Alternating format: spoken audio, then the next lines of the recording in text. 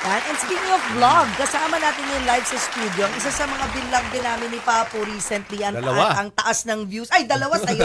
Sa akin, isa pa lang. Andito sila ngayon para mag-promote naman ng kanilang pelikula. Pero bago yan, timely ang issue na yan na tatalakayin sa naturang pelikula ang Kapatiran. Kwento ito ng school fraternity o brotherhood. Okay, maganda ito dahil ito ay hango sa kwento ng graduating law student na piniplay ni E.J. Falcon, kung saan sumali siya sa Kapatiran. Paroon natin ang cast at ang producer, veteran actor, walang iba kundi si Mr. Bembol Rojo. Magandang hapon sa inyo lahat. Idol natin yan.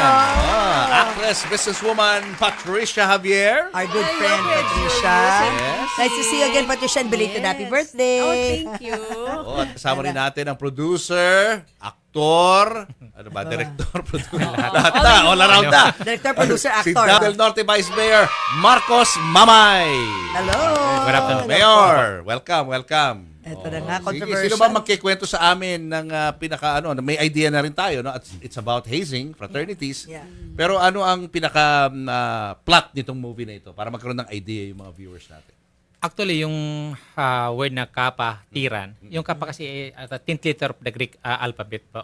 So, dinugtugan lang namin ng tiran para obvious na, ma-emphasize na brotherhood yung fraternity. Tama. So, yan po kasi yung widely used na, parang Greek life na sa fraternities at sa sororities. Yung kappa. Apo. Bali, ang pangyayari pong ito ay sa school. Hazing, fraternities inside the school. Apo. Ganon. Bakit po ninyo naisipan na gumawa ng ganitong movie? Kasi sa akin kasi advocacy, part ng advocacy ko po yung magkaroon ng mga advocacy film, no? Para kahit paano maihatid natin yung mga mensahe sa lahat ng mga pangyayari.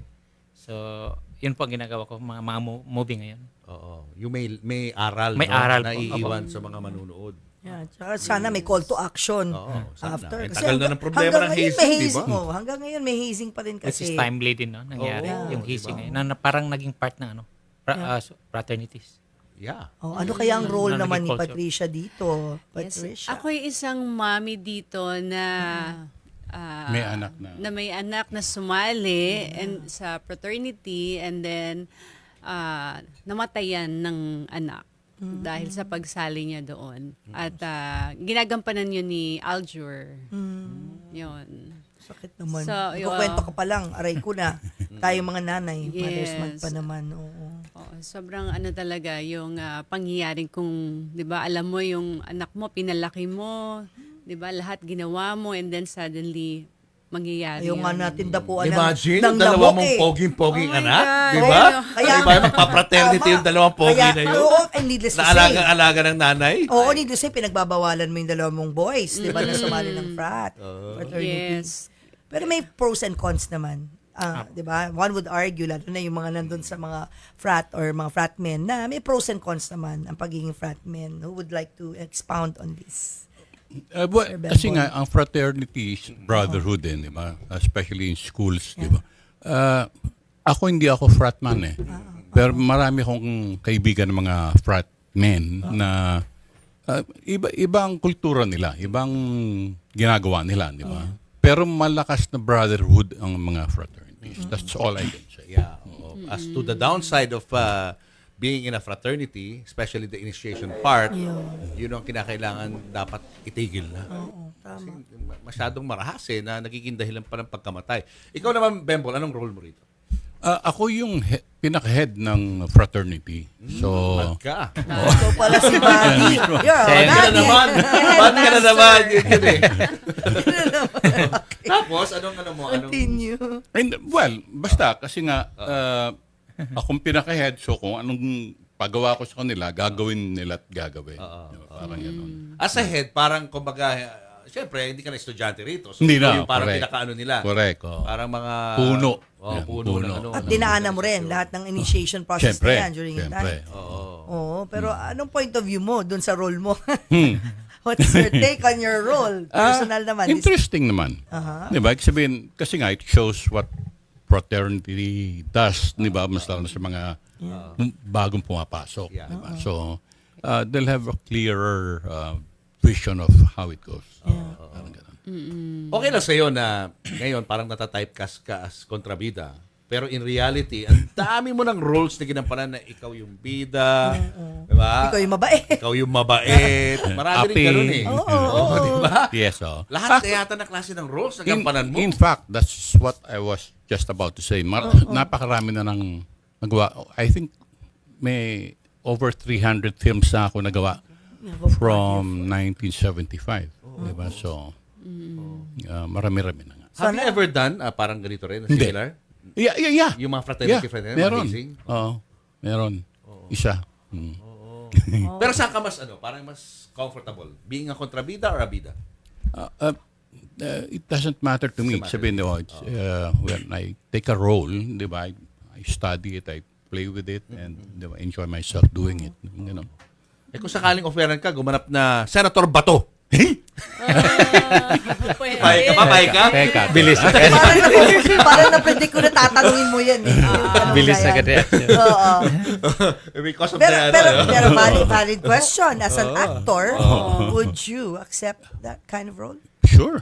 Why not? Di ba, I'll make it funny. Or ikaw naman, Patricia, have you ever done a Yes. kontrabida role? Parang lagi kang bida, di ba? Hindi naman.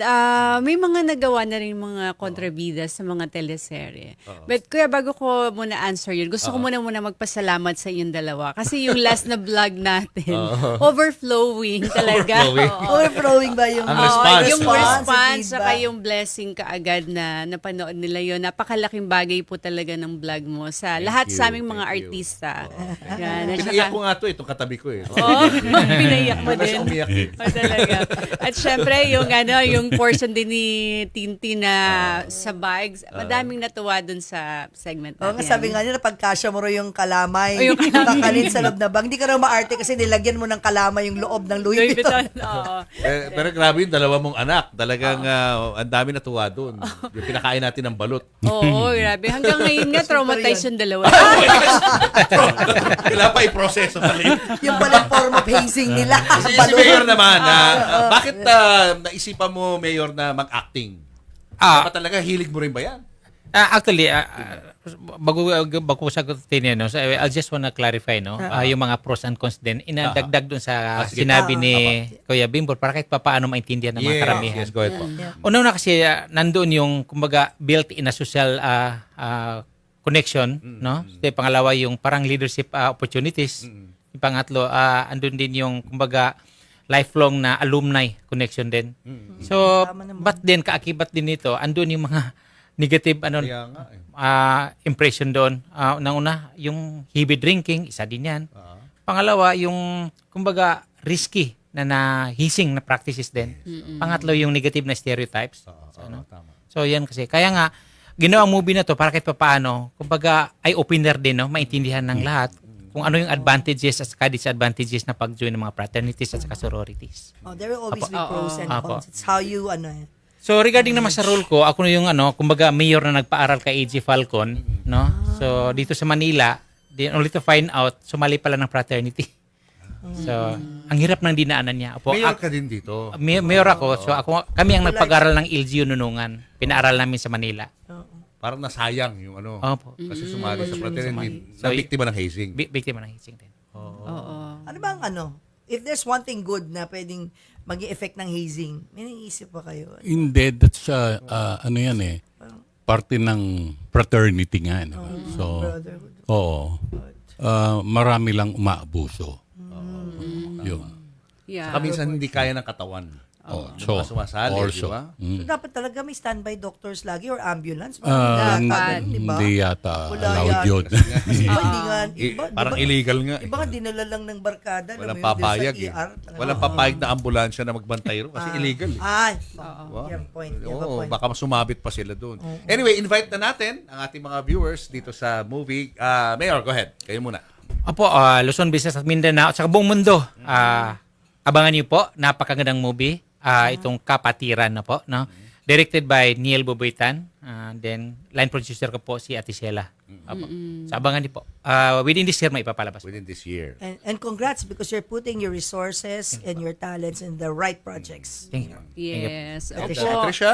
Yes, abangan niyo po ang movie na ito, especially sa mga estudyante dahil marami kayong mapupulot na magagandang lesson dito para makikita niyo kung gusto niyo bang sumali sa Pratt or gusto niyo or hindi, 'di ba?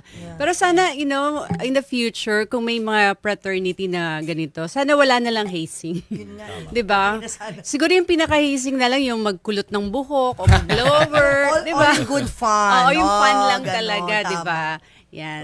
Correct. Tama ka dyan. Siyempre, directed by Boboitan, produced by Mami Marcos, and kasama namin dito si Cheryl Cruz, si EJ Falcon, and then si Aljor, and of course, our Tito Biembon. Yes. Yes. Bembol, Julio baka may Diaz. gusto kang sabihin? Julio Diaz po pala kasama. Si Julio. Oh, lalabas siya bukas sa vlog ko. Gusto namin kayong lahat imbitahin na panoorin yung Kapatiran, isang pelikulang merong mga lessons na makukuha at makikita nyo kung paano ginagawa ang mga ginagawain sa fraternity. Yan, abangan niyo po Kapatiran. Kapatiran. Oo. Papanurin namin Kapatiran. yan ni Papu. Salamat po. Thank you. wala. Thank you. Thank you. Salamat. Back anytime. Sa ulitin, yung kanta mo naman. Yes, Sa kanta si Patricia. Yes. Babalik pa We yan want to si listen. Patricia. We'll see you again tomorrow, guys. Bye-bye po. Ingat po kayo. Giuseppe